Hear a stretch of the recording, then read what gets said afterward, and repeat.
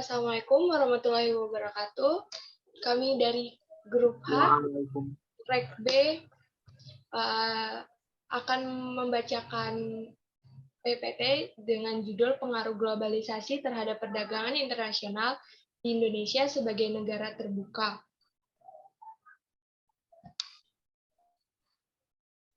Lanjutan. Di sini anggota kami terdiri dari Anissa Jarah, Muhammad Fatan, Reva Aulia, Tika Alfiana, dan Yohan Firdaus. Di dalam PPT ini kami akan membahas pendahuluan, teori dan konsep, pembahasan, dan kesimpulan. Yang pertama yaitu pendahuluan. Di peradaban modern ini, dunia sedang mengalami pesatnya kemajuan di berbagai bidang, terutama dalam hal ilmu pengetahuan dan teknologi.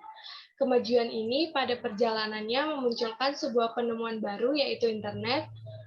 Berkat adanya internet, setiap informasi yang ada dan didapatkan diteruskan dalam hitungan detik tanpa melihat ruang dan waktu. Dengan kemampuan tersebut, internet dapat membiasakan batas-batas yang absolut sehingga membentuk keintegrasian dan kemerataan informasi di seluruh dunia yang dikenal sebagai istilah globalisasi. Sama halnya dengan negara Indonesia, tentunya sudah bersiap mengikuti arus globalisasi yang ada guna mengantisipasi dan menyiapkan strategi untuk perkembangan negara, terutama dari aspek ekonomi seperti perdagangan, baik industri maupun jasa, ketenagakerjaan, standar hidup, pendapatan, serta ketenagakerjaan, sehingga ini banyak sekali beragam inovasi, pengetahuan, dan teknologi yang masuk ke Indonesia. Selanjutnya, teori dan konsep. Yang pertama, teori yang ingin kita bahas adalah teori globalisasi. Globalisasi sendiri berarti proses hubungan ketergantungan di seluruh negara dunia. Ada pula interaksi ketergantungan tersebut melalui proses perdagangan, migrasi, dan investasi asing. Selain itu, ada pula faktor non-ekonomi, seperti adanya pemindahan budaya dan politik. Selanjutnya adalah teori tentang perdagangan internasional. Perdagangan berasal dari kata dagang, yang berarti berniaga. Perdagangan internasional sendiri disebut juga dengan perdagangan luar negeri atau bisnis luar negeri, yang mana dalam hal ini terbentuk hubungan antara pihak yang berada di dua negara berbeda dan secara umum dilakukan dalam bentuk ekspor dan impor.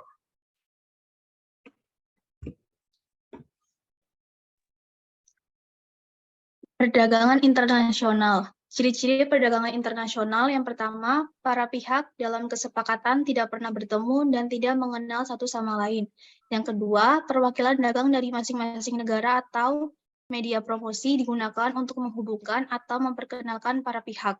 Yang ketiga, penetapan harga standar yang ditetapkan oleh perjanjian internasional atau posisi negosiasi masing-masing pihak dapat mengatur harga barang atau komoditas.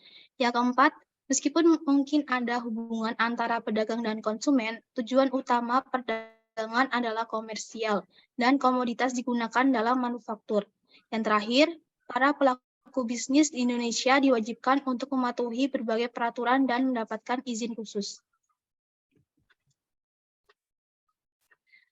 Pembahasan perdagangan internasional merupakan hal yang jamak yang dilakukan oleh negara-negara di dunia. Hal itu dikarenakan adanya faktor-faktor pendorong yang memicu terjadinya kegiatan ini.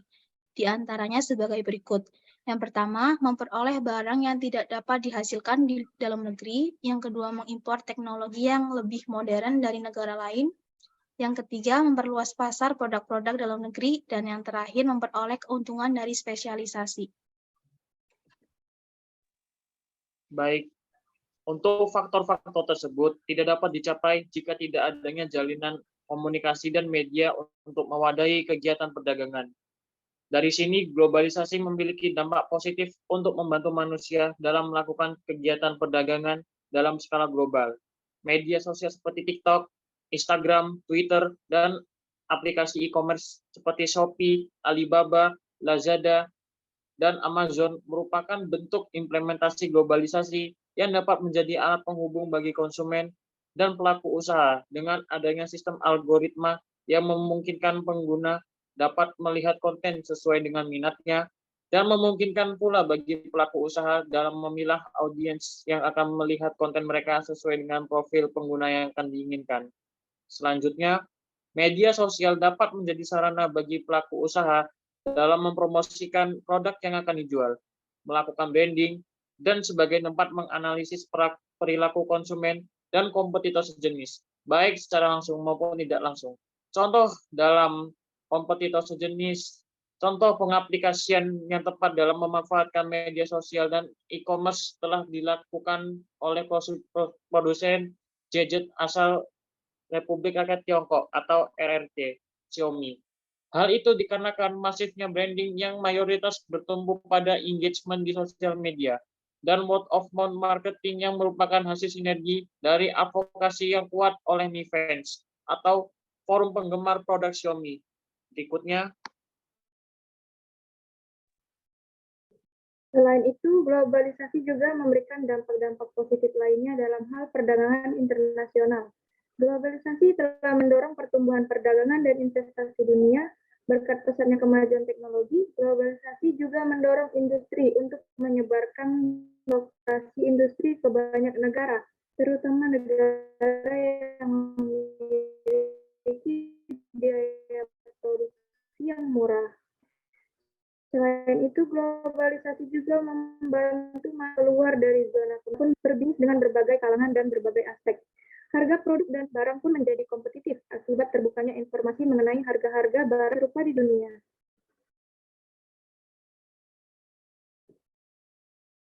Sehingga kesimpulannya, dengan keunggulan internet dapat menembus berbagai batasan yang absolut sehingga membentuk kesatuan integrasi informasi di seluruh dunia yang dikenal dengan istilah globalisasi. Karena semakin banyak upaya negara dalam melakukan pembangunan dengan diimbangi oleh meluasnya persaingan kongsi dunia, maka sangat diperlukan penelitian dan pengawasan lebih terhadap risiko yang akan dirasakan. Perdagangan internasional sendiri berasal dari kata dagang yang berarti berniaga. Perdagangan internasional dapat disebut sebagai perdagangan luar negeri atau bisnis luar negeri dengan berhubungan antara kedua belah pihak dari masing-masing negara yang menjalin suatu kerjasama dan secara umum dilakukan dalam bentuk kegiatan ekspor dan impor.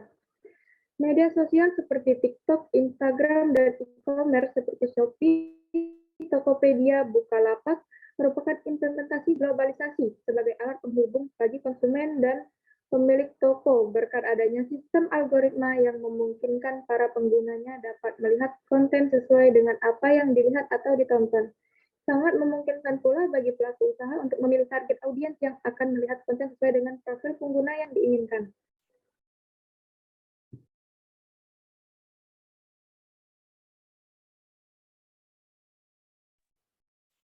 Baiklah, terima kasih. Mungkin itu dari presentasi kelompok kami.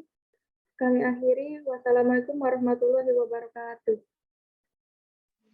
Waalaikumsalam warahmatullahi wabarakatuh.